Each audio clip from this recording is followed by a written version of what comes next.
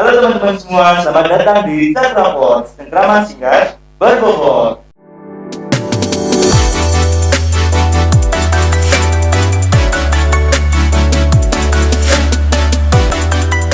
Selamat datang di podcast edisi spesial PPAK Fakultas Hukum Universitas Negeri Semarang tahun 2021. Bertemu dengan saya, Rafli Febria Utama, yang akan membantu teman-teman nih eh, dalam mengenal lingkungan Fakultas Hukum terkait UKM, LKBSO, dan kelompok belajar yang ada di Fakultas Hukum Universitas Negeri Semarang. Nah, pada kesempatan kali ini kita kedatangan tamu yang sangat luar biasa sekali dari teman-teman UKM, yaitu UKM Pahambalam. Dan beliau yang mewakili adalah Mas Dika. Selamat datang Mas Dika. Ya, selamat datang. Apa kabar nih Mas Dika? Baik. Baik ya. Mungkin dari teman-teman mahasiswa baru belum tahu nih siapa Mas Dika itu, dan mungkin bisa memperkenalkan diri terlebih dahulu. Jadi perkenalkan, nama saya Dika Andika Pratama, biasa dipanggil Dika. Saya sendiri mewakili UKM Pahambalam untuk mengisi podcast ini. Oke, Mas Dika sendiri ini sebagai ketua ya? Iya, sebagai ketua. Oke, akhir-akhir ini lagi sibuk ngapain sih Kak? Selama pandemi ini kan kuliah online juga ya? Iya, online. Ya, kalau sendiri sih sibuk ya. Kalau Pahambalam tuh lagi nggak sibuk apa-apa sih, soalnya jarang ketemu karena kita kan memakai prokes ya. Jadi sekarang lagi jarang. Paling nanti nunggu sampai PPKM berakhir, nanti baru kita berkegiatan lagi di outdoor. Jadi kegiatan akhir-akhir ini hanya di rumah ya? Di rumah sama paling Kuliah. iya kursi. Nah, untuk deskripsi atau pengenalan tentang UKM-nya Pahambalam ini nih, mungkin bisa dijelasin kepada teman-teman Cakra Muda itu apa itu Pahambalam dan apa sih dari program kerja Pahambalam ini sendiri? Oke, jadi untuk Pahambalam itu kan persatuan mahasiswa hukum pecinta alam. Jadi kita itu lebih spesifiknya bergerak di bidang sosial karena untuk yang UKM yang lain di UNES itu punya spesifikasi sendiri kan. Nah, kita itu lebih ke sosial. Untuk program kerjanya sendiri itu untuk yang sering dilakuin pas mahasiswa baru datang itu ada camping ceria. Jadi nanti untuk mahasiswa-mahasiswa baru nanti kita ajakin main, entah mau ke pantai ataupun ke gunung, nanti kita bikin kesepakatan sama adik-adik. Jadi kita seru-seruan aja ya gitu. Jadi untuk mahasiswa baru penyambutannya itu seperti itu, nanti kita ajakin main, kita ajakin liburan, nanti kita camping bisa di pantai ataupun di gunung seperti itu. Oke, itu kan dari pengenalan dari Pahambalam itu sendiri ya. Nah, mungkin selama satu periode ini nih pernah kemana aja sih dari UKM Pahambalam, atau apa mengikuti event apa selama satu periode ini? Kalau untuk periode ini kan berhubung banget nih pasnya COVID ya. Tapi ada beberapa gunung yang buka, jadi kemarin dari Pahambalam juga ada yang udah ke Lawu. Terus untuk dari program kerja yang udah terlaksana juga ada kemarin di Ramadan Ceria itu kita donasi ke Budi gitu. Jadi tidak hanya senang-senang ya, jadi kita juga berdonasi pada orang lain. Iya, jadi ada program pengabdian juga di Pahambalam. Oke, pada teman-teman mahasiswa baru ini, jika mengikuti UKM Pahambalam ini, apa sih keuntungannya gitu? Apa yang mereka dapat dari UKM Pahambalam ini sendiri? Keuntungan ya. Untuk keuntungannya sendiri sih, kalau bagi kalian yang suka liburan ya, kalau sama Pahambalam nanti diajakin main terus untuk pengetahuan di alamnya nanti kalian juga dapat, terus soal bertahan hidup di alam, survival, PPGD itu nanti kalian juga dapat. Jadi untuk di kegiatan outdoor-nya nanti kalian juga banyak dapat ilmu dan juga banyak dapat pengalaman karena kita nggak hanya di ruangan, kita nanti bisa outdoor-nya jauh Ke alam ya? lebih ke alam. Jadi tidak hanya bersenang-senang, tapi juga mempelajari tentang alam yang ada di luar, seperti itu ya. Nah, dari Pahambalam ini sendiri nih, apa sih yang menjadi pembeda atau keistimewaan dari UKM-UKM yang lainnya? Contoh seperti UKM PSD nih, jadi ada konsentrasi tersendiri. Nah, kalau Pahambalam ini apa yang menjadi pembeda dari UKM ini? Dari Pahambalam karena di Fakultas Hukum tuh kita pecinta alam cuma ya cuma paham Palam sih ya. Jadi buat pembedanya sendiri kalau kita itu lebih, mainnya tuh asik aja sih, dan kita tuh punya sistem kekeluargaan yang begitu erat. Jadi dari kita kan udah punya 5 generasi, nah ini udah yang ke-6, 6 generasi, ya itu dari setiap generasi itu punya ikatan kekeluargaan yang begitu erat. Pokoknya dari generasi perintis sampai yang 6 itu pasti saling kenal. Oh, generasi pertama itu namanya generasi Perintis, perintis ya? iya, pasti sampai generasi bawah-bawahnya pasti selalu saling kenal. Itu generasi yang sekarang generasi ke-6. Oke. Ah, oke, dan kan kita udah tanya-tanya nih tentang apa aja tentang paham malam. Nah, aku mau mengenal lebih dalam tentang paham malam, tapi dalam situasi atau sesi ice breaking nih. Jadi aku punya pertanyaan-pertanyaan kayak pilihan ganda, ada 3.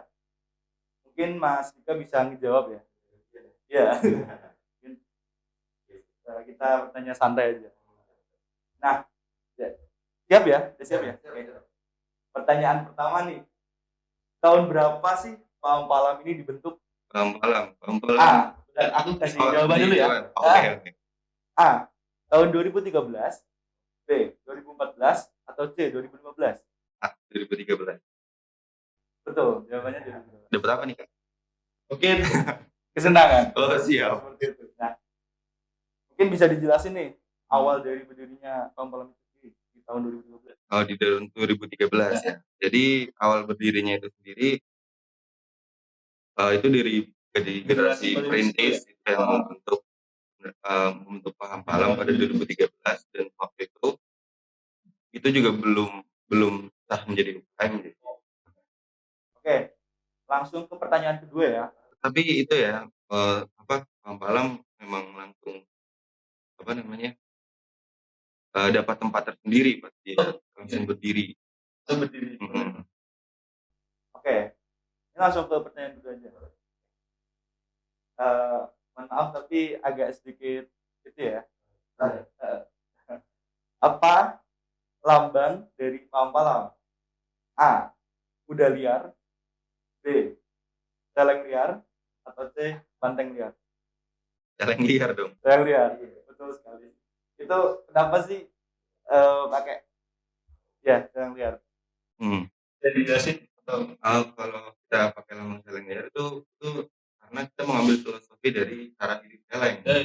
Iya, dia yang 8 tahun mundur, dia selalu maju terus pantang mundur. Dia nggak pernah, eee, kalau ada penghalang, rintangan itu pasti diterjang. kerja aja. Jadi terus maju seperti itu ya, Mas. Benar. Oke.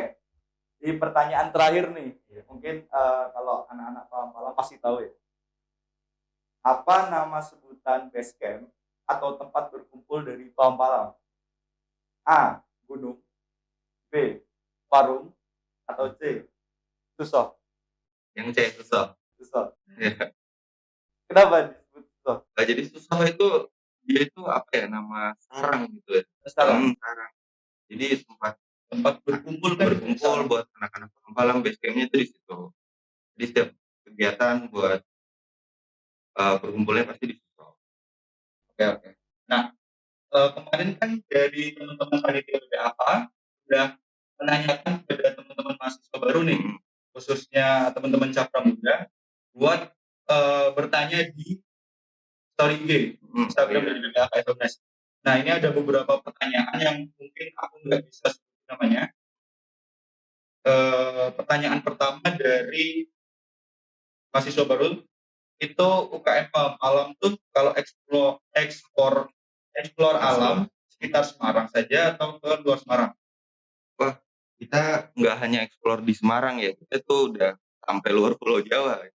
Dari teman-teman Paham Palam itu udah banyak yang ke Pulau Jawa, ya khususnya kalau ke gunung tuh udah ke Rinjani, ke yang di Sumatera, udah pada nggak hanya di Semarang kok, sampai luar pulau. Bahkan kalau mau gunung, kalau bisa nanti mungkin bisa di luar negeri. Bisa di luar negeri. Amin amin. Semoga bisa tercapai ya di Paham Palam. Nah, pertanyaan kedua dari Maba nih. Kalau Paham Palam apakah harus yang fisiknya kuat nggak, Kak? Untuk soal fisik sih Sebenarnya enggak juga ya, cuman kalau untuk kegiatan di alam, Iya. kita memang harus punya kondisi fisik yang fit. Tapi kan kita nggak hanya di alam, kita bisa mengaktifkan masyarakat, kita bisa bergerak di bidang sosial. Jadi kalau untuk di alam memang harus fit, tapi untuk kegiatan yang lain itu juga tidak menentu. Tidak harus, yang penting kalian sehat aja nggak perlu kuat. Jadi nanti di kolam juga akan terbiasa ya seperti Nanti itu. juga ada pelatihan-pelatihan seperti itu juga. Oke, oke. Nah, terakhir nih dari teman-teman maba. Ini tapi pertanyaannya agak lumayan bikin ketawa ya. Gimana tuh? Kak, Bang Palam wajib gondrong nggak kayak aku? Oh, dia gondrong. Iya. Jadi harus Sebenarnya kalau untuk gondrong sih enggak ya, cuman Iya. lebih kayak jadi ciri khas juga sih di Paham Palam. Jadi kayak aku dulu pertama masuk, aku pengen gondrong aku Paham Palam, dari teman-teman yang lain juga banyak yang gondrong. Iya. Jadi kayak sebuah tradisi aja ya, atau kebiasaan dari teman-teman dari terdahulu gitu. Nah, oke. Terakhir nih pertanyaan dari aku, apa sih pesan untuk Mas Dika pada teman-teman mahasiswa baru, khususnya teman-teman Cakra Muda, itu bisa memberikan closing statement atau pesan untuk maba? Mungkin kalau dari aku sendiri, apa ya, buat kalian yang ingin berkegiatan di alam, itu tetap patuhi prokes dan jangan sampai melanggar aturan pemerintah. Nah, dan kalau ingin bergabung dengan Paham Palam, kita selalu welcome untuk adik-adik. Nanti pasti kita ajakin main, nanti pasti kita ajakin naik gunung, ataupun nanti kita pantai, tapi tetap patuhi protokol kesehatan ya. Paling itu aja sih. Oke. Sangat luar biasa sekali ya pembicaraan dari Mas Dika dan teman-teman dari UKM Paham Malam ini. Dan sebelumnya aku ucapin terima kasih sama Mas Dika karena udah datang di podcast PPAK ini. Dan karena udah mau menyempatkan waktunya dan udah mau sharing-sharing di sini. Terima kasih Mas. Iya, oke. Untuk teman-teman Cakra Muda, jangan khawatir karena kita bakal ngobrol-ngobrol seru lagi dengan pembicara yang gak kalah keren. Jadi tetap ikutin terus channel YouTube kita di PPAK FH UNES dan Instagram kita di follow boleh di PPAK FH UNES. Dan aku Rafli Febria Utama izin pamit untuk undur diri. Terima kasih buat teman-teman yang udah mau nonton podcast ini dan see you in the next